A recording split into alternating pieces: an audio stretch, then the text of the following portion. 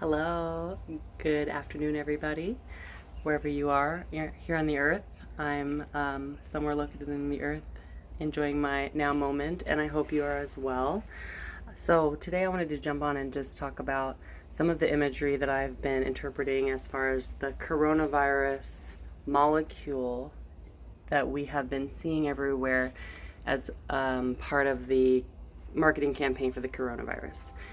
And when I say marketing campaign, I'm not trying to imply that there is no such thing as a coronavirus. I'm just saying that part of the push to protect the public from this impending threat has been to get information out as much as possible. So that's what a marketing campaign is. It's something that is cohesive to try to direct people towards information that will help them or help a cause of some sort, maybe not the people that the information is funneled towards.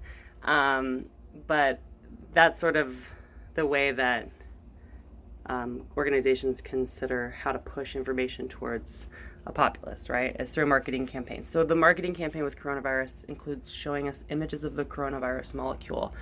I don't know exactly what the point of that is, I guess, to maybe connect with people's visual learning elements. People maybe who don't understand language as well can see the visual.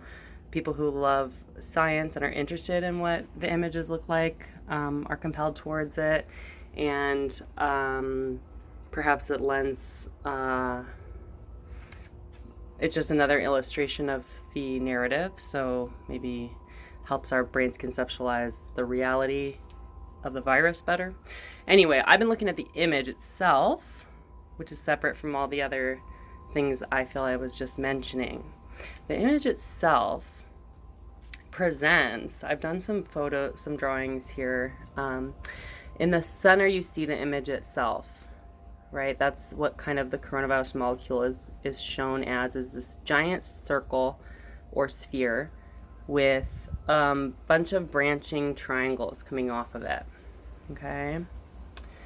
So, as I touched on in some of the past video, the concept of coronavirus being a virus that affects the crown, because corona means crown. It presents oftentimes as a respiratory ailment that's coming out of the face. I suppose people are afraid that you'll cough or sneeze on them. It's the way it's transmitted, right, is how the story goes. So it's something that is affecting our minds because we're constantly aware of the fact that we have to follow a long list of rules that are in place to supposedly protect our safety. So it's affecting our mind a lot of the time we're thinking about what we need to do in the new world of coronavirus, right? So I've been looking at this image, and in a way, it kind of looks like, if you take it as a two-dimensional image, it kind of looks like the thorn crown Jesus wore, I was thinking, or like some sort of crown anyway that you could put on your head, as corona relates to crown. But if you conceptualize it as a third-dimensional image, like it's a sphere with these protrusions coming off of it and all the different sides, I start to see it represented as almost what we consider to be energy cords and or energy vampires and or entanglements, energetic entanglements, and bondage that the New Age spiritual community talks about quite a bit as far as ways to protect your energy field through clearing of the different kinds of connections you may have to different people or situations or stories of your past where that emotion, the energy and motion from that story or interaction or person, what they represent to you, is continually perpetuated by your imagination. Okay? So in the spiritual community that I run with, we talk a lot about cutting cords, cord cutting. That might be something you've heard that concept before. So this visual actually is a beautiful example of what cord cutting would represent in kind of a, if we were to draw it out. One of my favorite teachers is Phil Good, and he calls himself Mr. Dot. His teaching is be a dot. And it's the same idea of cord cutting that this diagram is showing. So the idea for him would be, in order to be a dot, you reclaim your power from where you're giving it out toward these storylines and narratives and past emotional experiences that you've carried through to your present moment. Your now moment is focusing on that storyline somehow. So each triangle here, each offshoot triangle from the giant dot, if you will, is kind of representing a storyline. So you could think of like each triangle there, one triangle might be some abandonment story you have from, maybe an ex relationship, a parent, something along those lines. Another triangle could be some sort of scarcity imprint you have. This could be something your parents taught to you, like memories of the Great Depression, where they talked about how there wasn't enough resource for everyone and things could be scarce and you've got to be careful and save. Or it could be another sort of scarcity memory from your own life where maybe you couldn't pay a bill or something like that. There was a repercussion. So these triangles sort of demonstrate these ties you have towards the energy of a particular narrative. And sometimes that cord keeps you dragged down in a negative perspective that isn't serving your highest purpose of moving forward and potentially rising up to a potential where if you weren't telling yourself that story, you may find a lighter, easier, more successful path forward. So when I look at the image, you can consider using your imagination and utilizing this image to help yourself with learning cord cutting.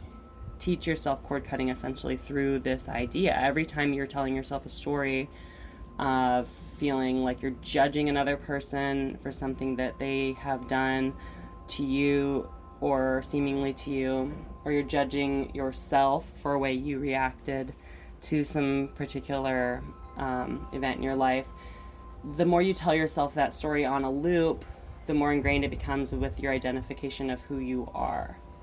So it's not to say that that isn't valid, it didn't happen, and if you have to process it by talking it through, that is one particular way that you could find some peace. However, if you sit and loop on it every day over and over and over again, you're overly identifying with it in a way that is going to generally work against you. So looking at this image, basically working on cutting the cord to a particular story or a particular person. And sometimes cutting the cord includes standing up and saying something very uncomfortable and painful, and it's going to hurt their feelings. But if this is kind of another topic, but in order to really truly preserve your power and cut a cord of an entangled energy, the only way to do that is to speak up. So that's another teaching for another day, but I'm just focusing on the image of the cords here and what they connect to. And if you were to cut away all these triangles, you would be back to being a dot and fully within your own power line. So I've drawn a few other triangles on the page here, if you can see that. I love triangles. I did mention I'm a Bikram yoga teacher. We do triangle pose, and it is the master pose. So here we go, getting into my triangle imagination here. So the bottom triangle on the page here, if you can see, the mirror is obviously making everything show up reverse. I don't know if that'll happen when I actually play it back to myself, but I see it as backwards. Anyway, so the bottom triangle shows a triangle of the bottom two corners represent a victim perpetrator storyline, and the top triangle represents justice. So there are many triangles in this way, but the coronavirus and the Black Lives Matter movement play in well to this victim perpetrator justice triangle of energy that we have in the diagram I've drawn here. So when you have an energetically balanced storyline, such as one that has a tie from victim, perpetrator, and justice. It's all neatly there of how you can identify with each angle of the story.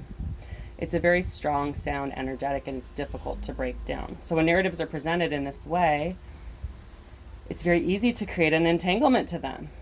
It's very easy to attach yourself to that narrative because of the strong, energetic representation of it, if you will.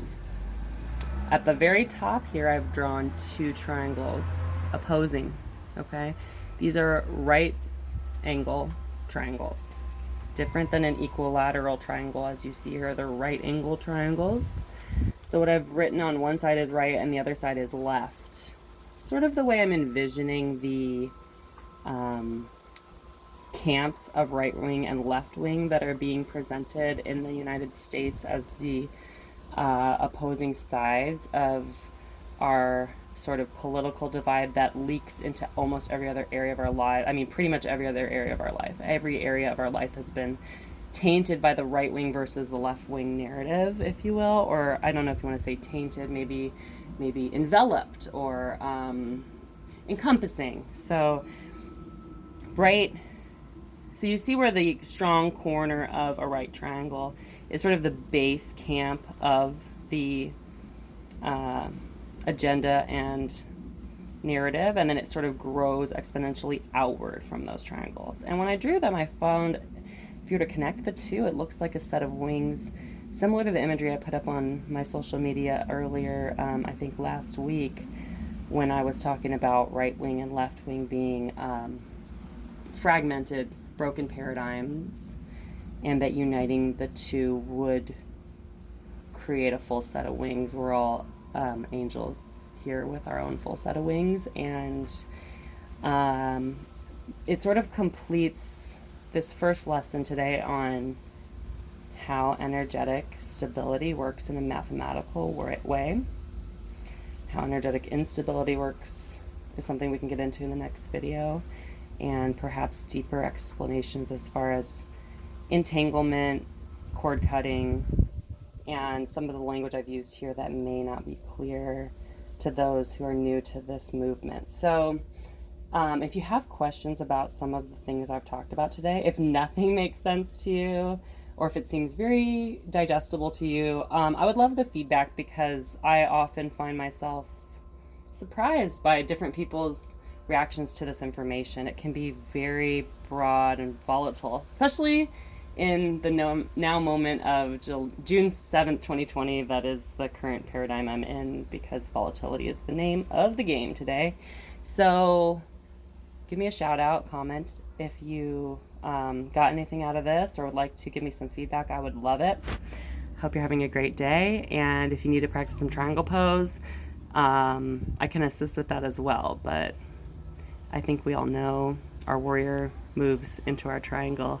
So I'm really feeling that warrior energy right now, and really trying to balance it out kind of through my triangle imagination, thought experiment, if you will. Hope you've enjoyed this fun lunchtime lesson, and I hope to see you very soon. Much love.